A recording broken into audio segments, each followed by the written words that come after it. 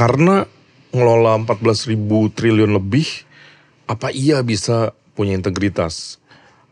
Apa iya bisa prudent gitu ya? Itu aja pertanyaannya itu, maksud gue waktu kalau ngomongin retret ya, ini tuh mata kuliah wajib atau ekskul?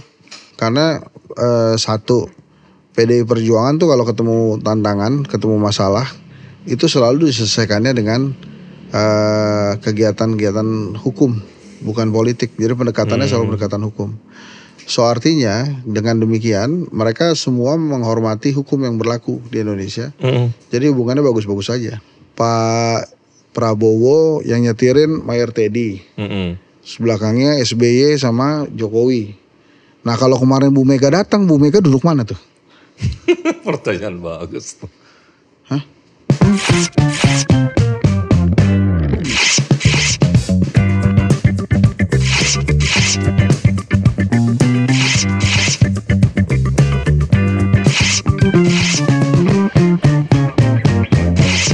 Halo teman-teman, jumpa lagi di Berisik. Makasih kemarin banyak juga yang nonton kita. 23 ribuan ya. Ya relatif lah ya. Kita pernah juga alhamdulillah di hampir 2 jutaan sama Pak Mahfud. Tapi 23 ribu untuk ngobrol-ngobrol ya alhamdulillah, makasih banyak. Terus ada juga tuh yang komen, kasiannya ngomong capek-capek yang nonton dikit gitu. Lah kalau gue bilang 23 ribu itu kalau ditaruh di gor gak muat gornya tuh. Jadi jawabnya nggak begitu. Ya enggak kalau gue. Lalu nonton. Nonton ya juga. Makasih ya, makasih. Monster kayak si bisnis proposal loh, belagu-belagu kagak ada yang nonton. Gue sih justru bersyukur ada yang nonton. Iya, justru yang mari kita nonton. Iya, yang 23 ribu dibilang kecil ya nggak apa-apa juga ya, bebas. Tapi lu bener juga tuh. Dia gue rasa buzzer yang nungguin setiap lo tayang dia ngomong bro. Iya, kita mau ngomongin apa? Gue sih dan antara masih seru, tapi mulai turun tuh isu. Yang lagi naik nih isunya istrinya Pak Yandri ya, yang MK mutusin batal. Dan bahkan Tempo nulis ya Bu Eni Nurbaningsih sebagai salah satu hakim MK bilang ya terbukti cawe-cawe lah. Cawe-cawe. Itu kalau gitu gimana maksud lo, kok langsung ke sana maksudnya ya biar di reshuffle apa gimana? Kan lu nanya mana ya apa yang lagi seru, gue bilang dua itu lagi seru. Kalau yang kedua menurut gue perspektifnya banyak tuh. Gue pribadi sebenarnya kepengen dorong isu itu karena pertama MK lagi-lagi harus diapresiasi. Keren menurut gue, berani gitu loh. Keputusan-keputusannya tuh berasa merdekanya. Walaupun ya ini kan politik praktis ya, tapi kan dulu nggak lazim ya. Seakan-akan kalau ada di rezim tuh semua serba aman, semua serba mulus. Tapi MK sekarang selalu seperti apa ya, seperti punya keberanian asal memang hukumnya itu demikian ya ditegakin gitu. Itu keren tuh. Dan banyak perspektif lain ya, kalau menurut gue itu juga menggambarkan pentingnya kita mengetahui misalnya soal nepotisme, coy gitu ya, konflik of interest gitu. Ini kan hal-hal yang dulu rame di zaman KPK masih kuat. Dulu orang ngomongin konflik of interest, ngomongin nepotisme itu kan kayak apa ya, kita marah banget. Nah belakangan hilang, belakangan seakan alat negara itu berjarak sama isu kayak gituan, apalagi untuk teman-teman yang sebarisan dan biasanya keras kepada lawan. Sekarang tampaknya udah mulai nggak kayak gitu lagi gara-gara MK. Nah, gua khawatirnya MK nanti di KPK-kan. Biasanya kan kalau udah kuat institusinya atau orang-orangnya bagus, tapi mengancam teman, itu kan biasanya dikerjain. Oh, itu ada ujian tes wawasan kebangsaan lagi. Nah, buat para hakim MK. Nah, itu lucu juga tuh loh. Kalau ada yang ngide gitu kan, itu yang gue pikir sih. Ya ini memang kan dari awal kita sudah soroti ya. Jadi Menteri Yandri begitu terpilih, dia langsung mengundang kepala desa seluruh Serang untuk datang ke acara ibunya pakai kop surat Kemendes yang dia katakan tidak 1 sen pun dana kementerian saya pakai. Itulah waktu itu langsung kan gue komentarin dia pikir itu tinta datangnya dari langit jatuh jegrek, kop surat juga jegrek gitu. Ujungnya minta maaf sih. Dia ujungnya minta maaf, maksud gue. Dan gini ya, ini kan satu hal ya, terbukti bahwa ada menteri cawe-cawe. Si kepala desanya, jadi kalau lo baca itu kepala desanya tuh nggak ya bingung juga mesti ngapain. Di satu sisi ini menterinya Satu sisinya mungkin kepala desa juga mengerti demokrasi. Yeah. Tapi kalaupun diulang, menurut gue selama menterinya masih Yandri, ya hasilnya gue rasa nggak jauh-jauh beda, karena menteri rakyat itu atau kepala desa itu kan masih paham nih menterinya menteri Yandri. Dan kalau ngelihat hasil akhirnya nanti desa-desa mana yang kemudian tidak memenangkan istrinya, itu kan juga problem juga tuh buat kepala desa itu gitu. Jadi kalau menurut gue memang sebaiknya itu Pak Prabowo mengevaluasi sih keberadaan Menteri Yandri itu. Maksud lo evaluasi itu reshuffle bro? Iya, di reshuffle, digeser aja, jangan dia kan.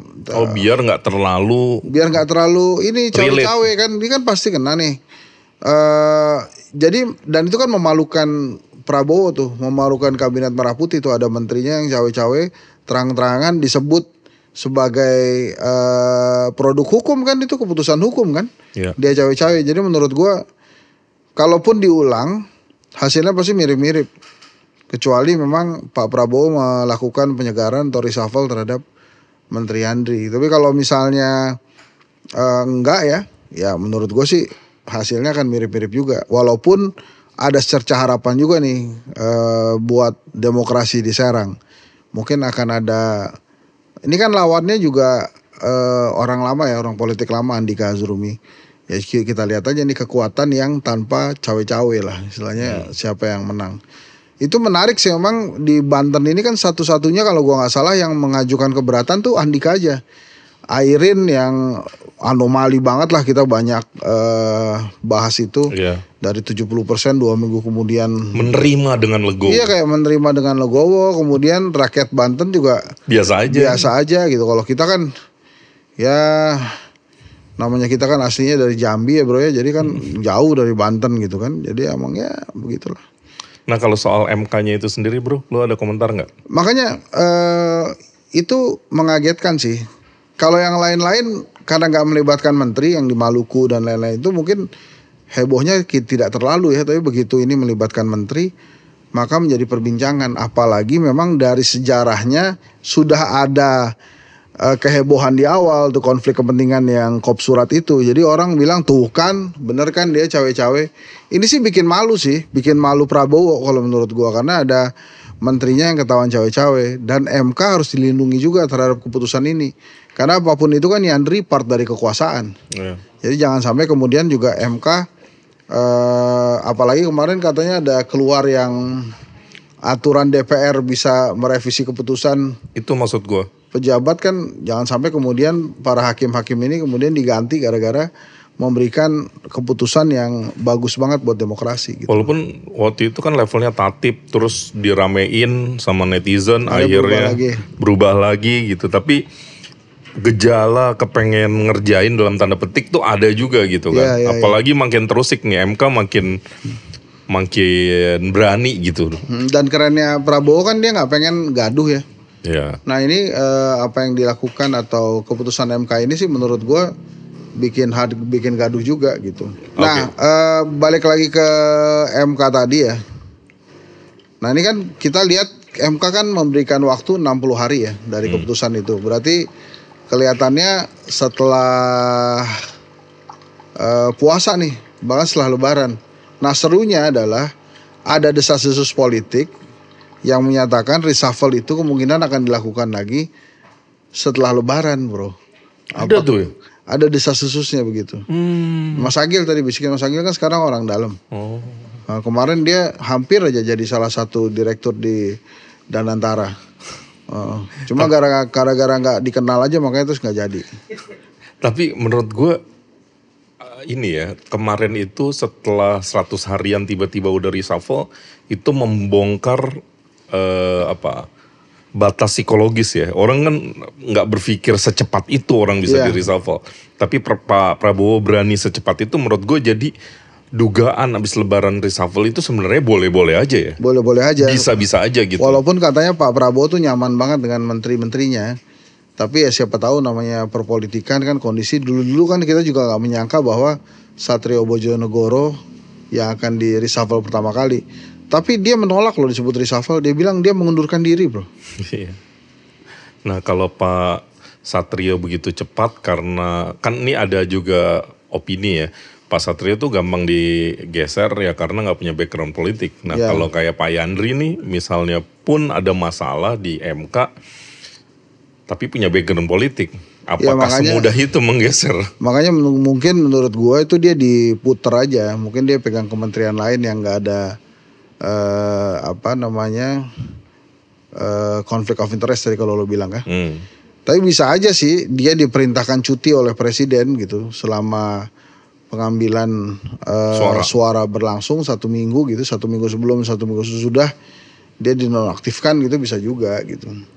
Tapi karena gue yakin pasti ada ketakutan di kepala desa itu kalau dia akan berbuat curang lagi atau intervensi lagi gitu. Dia Menteri Andri udah nggak bisa bilang dia nggak ngapa-ngapain karena udah dibuktikan oleh MK.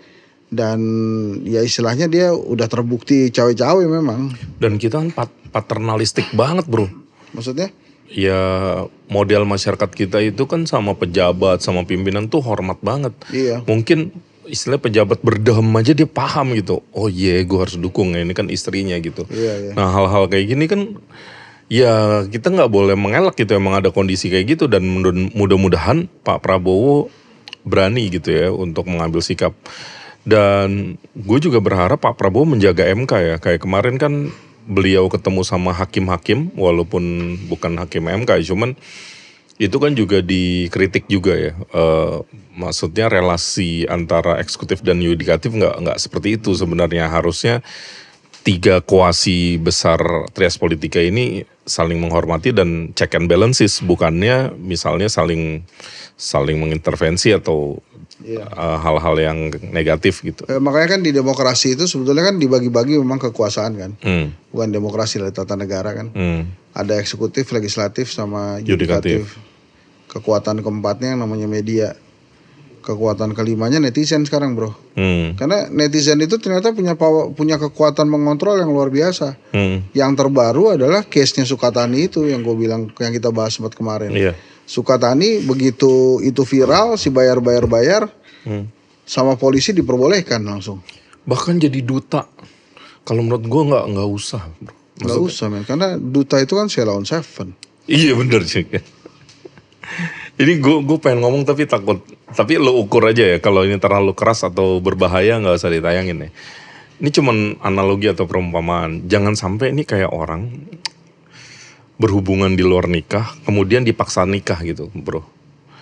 Dipaksa kawin. Atau orang diruda paksa, terus dipaksa menikahi yang meruda paksa gitu. Maksud gue, kayak Sukatani ini kan abis dapat perlakuan yang gak enak.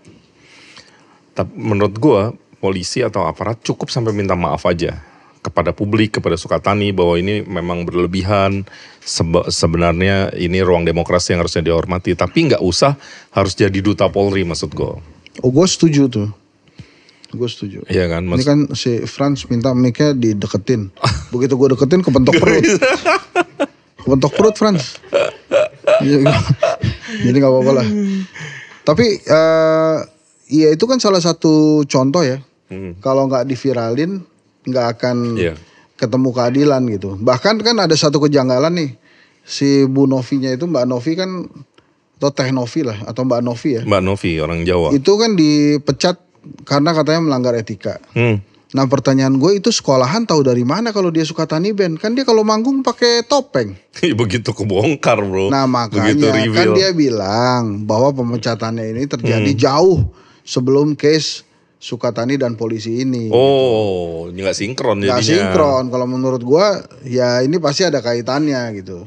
Kecuali dia nonton juga bro. Enggak juga bro, kan kalau nonton pun dia kan pakai ini, pakai topeng. Gitu aja bohong gitu. Itu ada ada tagar lagi ya. Gitu aja bohong. Oh iya. Iya.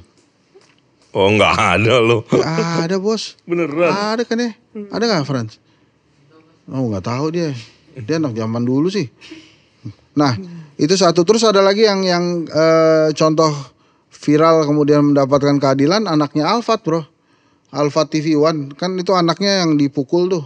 Yang sama, itu anaknya Alfat? Iya. Sama anak SMP Mardi Waluya Cibinong. Yang lagi main basket, lagi diem gitu. Terus di elbow bro. Di elbow tuh kan gila banget. Oh itu serunya. ternyata Mardi Waluya itu ada juga di Bogor. Mardi Waluya yang di Bogor protes, itu bukan gua gitu, bukan kita, itu yang Cibinong. Beda woi, beda gitu. Ya suruh siapa sama namanya gitu kan. Jadi yang Mardi Waluya Cibinong ini setelah viral, Alphard juga, lu tau gak itu ya, si Mardi Waluya itu udah itu anaknya Alphard, jurnalis terkenal. Dan lu tahu kan Alphard itu anaknya siapa? Gak tahu gue bro. Egy Sujana men. Waduh. Rame ada barang ini. Iya, makanya itu si Mardi Waluya mungkin, aduh. Nah, terus Alphard ini cucunya tuh berarti bukan, ya. Alphard ini alumni Vkom Unpad, yang ketuanya Henry Satrio. Waduh. Kita suarain terus kan, pusing juga men dia. Akhirnya kita juga kontak Mas Budi Jiwandono, ketum Perbasi mendengarkan. Terus akhirnya tadinya sama sekolahan itu cuma dikasih larangan 7 hari skors doang. Terus sama Perbasi Bogor nggak boleh main di semua kompetisi. Setahun ya? Enggak, seminggu bro. Hah? Setahun cuma di Bogor doang. Ya. Gitu. Jadi dia bisa main di mana-mana. Ya ilah lompat dikit Kabupaten Bogor bro, kalau Bogor tuh kan. Tapi tuh anak kenapa sih? Nggak tahu bos. Katanya itu 3 kali dia melakukan penganiayaan itu. Ada yang tonjok perut, ada yang selengkat, ada yang gitu-gitu. Katanya gue nggak tahu juga. Yang kelihatan kan elbow aja. Nah kemarin sama Budi Jiwandono dikasih keputusan lo nggak boleh main di semua kompetisi di Indonesia selama 2 tahun. Terus yang paling seru, pelatihnya juga dikenain sanksi. Karena pelatihnya bertindak seolah-olah dia perwakilan Perbasi. Jadi itulah dia mengintimidasi teman-temannya si Sakil yang masang yang masang Instastory itu, diintimidasi sama dia. Nah itu juga akhirnya dicabut lisensi kepelatihannya. Kalau menurut gue sih, gue tuh sempat keras juga sama Mardi Waluya Cibinong. Menurut gue harus ditutup tuh sekolahan. Gitu. Tapi terus masa gitu, akhirnya si pelatihnya dicabut tuh, nggak boleh melatih lagi selama berapa tahun gitu. Karena olahraga itu salah satu yang mahal kan sportsmanship-nya ya. Wow. Iya kan? Lu tuh olahraga apa bro? Gue basket. Oh lu basket ya? Gue basket bro. Gue lama basket. Dari SMP sampai kuliah gue basket. Sampai ada cedera ACL baru bisa lama-lama bro. Kenapa? Itu basket tuh cuma 2 kali 20 menit atau 4 kali 15 menit. Lo mau selama apa main basket? Gak bisa. Tapi maksud gue yang mahal itu kan sportsmanship-nya. Jadi ngajarin anak-anak sportif, kerja tim dan segala macam gitu. Jadi itu menurut gue yang paling penting. Jadi di saat ada begini-begini kemudian ditegakkan aturan, menurut gue bagus. Karena ya nih anak kan masih muda ya, biar nih anak belajar juga gitu. Kan main basket gak cuman jago layup, ngedang, ngerti formasi gitu-gitu aja. Gue kan juga pernah megang klub basket ya bro. Malah levelnya sampai di Asia Tenggara. Apaan bro? Itu Drea. Drea Hang Tuah. Oh iya? Iya, itu gue pegang tuh. Wow. Canggih jadi gue. Canggih. Gue pemain juga, ngurus klub juga, jadi gue lengkap tuh. Jadi gue begitu ngelihat orang kayak gitu-gitu di basket, gue marah gue. Karena gue juga, ya gue sekarang udah gak bisa lagi main basket. Karena ya udah bukan cuma umur ya, tapi kekuatan fisik lah. Jadi marah gue ada yang begitu tuh di lapangan basket. Nah, harusnya gak perlu terjadi. Nah itu 2 contoh yang kalau gak viral, gak dapet keadilan tuh. Si siapa namanya? Si Sukatani Band. Sama satu lagi si Sakil itu. Yang akhirnya si Mardi Waluya Cibinong itu dihukum lah. Nah kalau ngomongin itu gue 1 poin lagi. Semoga demokratisasi konten ini bisa dijaga. Jangan sampai algoritmanya misalnya karena dianggap ini bisa mendorong isu, algoritmanya dimainin misalnya dalam tanda petik ya. Jadi kita nggak pernah tahu nih di backdoor ada komunikasi apa enggak misalnya para pihak gitu atau yang punya kewenangan. Buktinya ya itu YouTube gue belum balik deh. Cuk, mana Ucup? Kapan balik itu YouTube? Kapan-kapan kata Ucup. Ini kepada Kominfo ya, balikin lah itu YouTube dalam rangka demokrasi. Gue waktu itu baik loh konten gue tuh, gue ngomongin judi online, maksudnya supaya kita tidak terjebak judi online gitu. Lagian kan menterinya juga udah pindah dan itu kan bukan kata gue, tuh kata si narsum gue tuh. Narsum gue juga sih ada-ada aja. Tapi sekarang ada channel baru namanya Jangkrik Bos. ala Hensa itu sangat penting untuk dilihat itu karena teman-teman bisa mendengarkan wawancara dengan para pejuang-pejuang usaha yang ada di pinggir jalan. Nah, terus kita bahas apa lagi nih? Gue sebenarnya dan antara bro. Gini. Gue mau nih gue. Ya lo duluan. Abis itu nanti gue masuk. Gue kasih polemik. Ya. Lu jawab ya. Kata Praps, Pak Prabowo itu dia bilang Danantara ini boleh diaudit kapan saja oleh siapa aja. Undang-undangnya nggak gitu kan? Nah, undang-undang BUMN yang mengatakan Danantara baru bisa diaudit bila ada kejadian khusus atau diminta oleh DPR. Ya, jadi BPK harus investigasi khusus baru itu bisa, atau oleh DPR yang lo bilang tadi. Iya. Oke, terus. Nah, itu kan jadi kan dua hal yang menjadi polemik tuh. Jadi Pak Prabowo satu ya polemiknya, apakah Pak Prabowo asal jeplak doang, nggak baca undang-undangnya? Ya walaupun Pak Jokowi punya quote yang terkenal itu kan, I don't read what I sign, gitu kata Pak Jokowi. Walaupun di strukturnya Danantara memang kan ada satu box tuh pengawas tuh. Nah di situ kan katanya ditaruh Erik. tuh. Enggak, Erik itu kan kalau mantan presiden di penasehat. Erik kan pembina. Oh, pengarah apa? Pembina kalau nggak salah. Oh iyalah itulah. Yang ada Tony Blair tuh di mana? Di penasehat mungkin ya. Itu kenapa mesti pakai Tony Blair ya bro? Nggak ngerti gue. Ya mungkin reputasinya bagus kali. Jadi ini banyak menimbulkan pertanyaan-pertanyaan sih.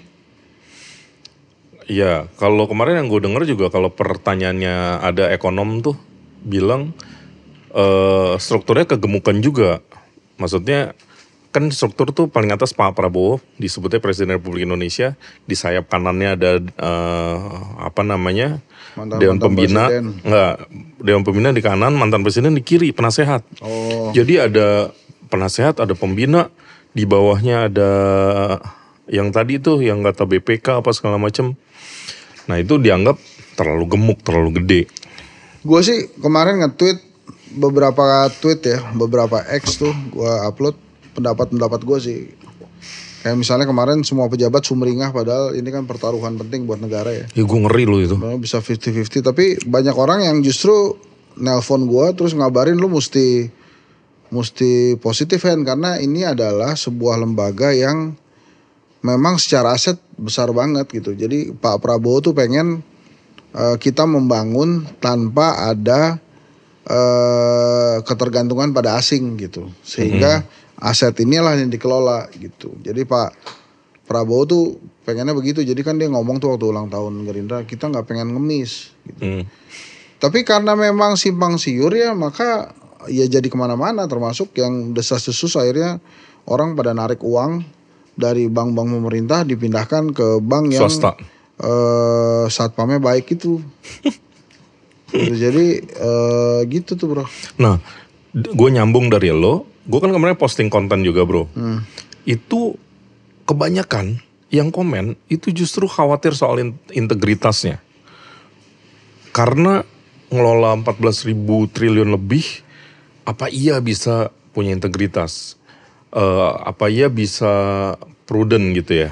Karena banyak banget ya bro, 1 triliun kan 1.000 miliar ya. Iya, ini 14.000 bro. Dicomot 3 miliar juga gak kerasa kali ya.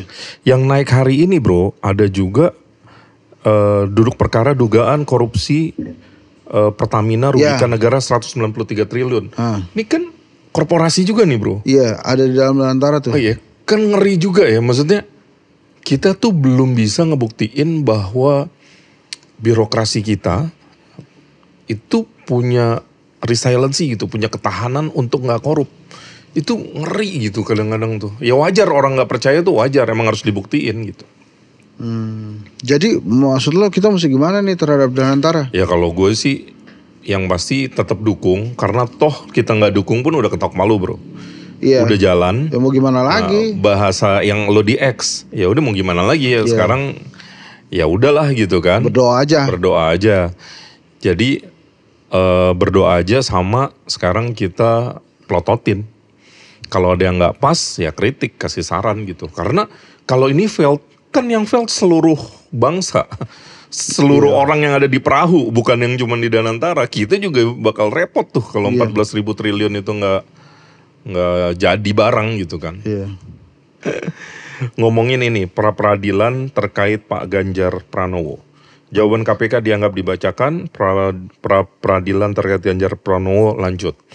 Maksud gue, ini PDI Perjuangan nih lagi menyita perhatian terus ya. Maksudnya kayak kemarin soal retreat. Itu retret atau retreat sih? Nggak tahu, retret ya? Mas Agil tuh yang bahasa Inggrisnya bagus, retret kayaknya. Itu bukan bahasa Inggris, retret. Oke. Ya udah. Soal itu rame karena sebagian besarnya nggak ikut dan akhirnya ikut. Dan ternyata masih ada yang nggak ikut juga ya? Masih ada. Pak Koster ya dari Bali ya diantara yang udah nyampe Bali soalnya balik lagi telat. Oh, ya terus sekarang Mas Ganjar. Itu aja pertanyaannya itu maksud gue waktu kalau ngomongin retret ya ini tuh mata kuliah wajib atau ekskul? Kalau ekskul ya udahlah nggak ikut nggak apa-apa. Mau ngomongin apa sih? Paling kan gitu-gitu doang. Nah Mas Ganjar gimana? Ya kalau Mas Ganjar nih kan pra-peradilannya lanjut. Maksud gue kok sekarang kayak banyak banget ya. Iya gitu kayaknya semua jadi masalah gitu sama yang berhubungan sama PDI Perjuangan. Iya. Ini ya gimana kalau menurut lo ini ada nuansa politiknya atau murni sebenarnya penegakan hukum? Ya nuansa politik lah bro. Karena kan itu nggak kejadian pada saat PDIP berkuasa kan. Baru semuanya baru bergerak sekarang ini ya mau nggak mau harus dikatakan pasti ya desas-desus pasti ada unsur politiknya ya emang ada gitu. Sekarang ini bro, gue nanya satu lagi deh, mudah-mudahan karena lo lagi puasa lo generous gitu sama gue, kasih gue kesempatan satu pertanyaan lagi bro. Kan ada yang nanya ya, gimana hubungan Pak Prabowo dengan Bu Mega gitu ya, dari kondisi kayak sekarang. Khususnya pasca Mas Hasto ditahan KPK. Pasti orang Gerindra waktu itu siapa gue lupa namanya, tapi dia bilang baik-baik aja hubungan Prabowo dan Megawati. Tapi kan common sense-nya, logika dasarnya, apa iya bisa baik-baik aja di tengah situasi kayak gini? Itu nggak masuk di akal kalau mereka baik-baik aja gitu, kalau common sense ya. Nah tapi kalau menurut lo, apa emang iya bisa baik-baik aja? Kalau menurut gue sih bisa baik-baik aja. Oh iya. Karena satu, PDI Perjuangan tuh kalau ketemu tantangan, ketemu masalah, itu selalu diselesaikannya dengan kegiatan-kegiatan hukum, bukan politik. Jadi pendekatannya selalu pendekatan hukum. So artinya dengan demikian mereka semua menghormati hukum yang berlaku di Indonesia. Jadi hubungannya bagus-bagus saja. Lagian kalau kemudian hubungannya jadi nggak baik kan nggak, apa untungnya juga buat Bu Mega gitu, apa untungnya juga buat Pak Prabowo, kan lebih baik kita silaturahim, apalagi ini udah mau puasa kan, jadi kami mohon maaf lahir batin juga mau puasa, lo nggak minta maaf, Mam? Iya, ini diwakilin lo kan? Iya, semoga kita bisa menjalankan ibadah puasa dengan baik dan mari kita berdoa supaya kita dapat THR. Dari siapa? Dari siapa kek? Om Haye dari mana uangnya? Duitnya. Jadi kalau menurut gue menjawab pertanyaan lo balik lagi, mereka oke hubungannya. Wah, gue nggak yakin bro. Ya boleh aja ya. Ada yang nanya juga kemarin kenapa Bu Mega nggak datang, Pak SBY datang, Pak Jokowi datang. Menurut lo kenapa? Nggak tahu gue. Kan gue nggak ini. Bukan ininya Bu Mega, bukan staffnya. Iya pasti kan ada awkward moment juga ya. Itu mungkin itu sih yang dijaga sih. Nah tapi begini ya bro, kan kalau lo lihat kemarin ya, Pak Prabowo yang nyetirin Mayor Teddy, sebelakangnya SBY sama Jokowi. Nah kalau kemarin Bu Mega datang, Bu Mega duduk mana tuh? Pertanyaan bagus tuh. Hah? Iya juga ya. Mungkin Pak Prabowo yang nyetirin. Tuh bener juga tuh. Atau Pak Jokowi yang nyetirin. Bu Mega di sampingnya. Belakangnya Pak Prabowo sama Pak SBY. Bener juga. Gimana tuh? Iya. Itu serba awkward tuh. Iya, jadi maksud lo mau gimana? Jadi lo berthank you sama Bu Mega kemarin gak datang karena gak bikin situasi aneh gitu. Tapi lo cerdas juga lo. S3 bro. Gue gak kepikiran. Iya. Udah ya udah dah. Semoga Ibu Mega, Pak Jokowi, Pak SBY, Pak Prabowo tetap akur. Amin. Emangnya mereka kenapa kok kita doain biar akur? Terus kenapa gue amin ya? Kita ini so tau banget sih. Oke teman-teman, Terima kasih. Selamat berpuasa buat yang berpuasa. Selamat berpuasa. Assalamualaikum warahmatullahi wabarakatuh. Waalaikumsalam warahmatullahi wabarakatuh. Jangan lupa subscribe, like, dan komen.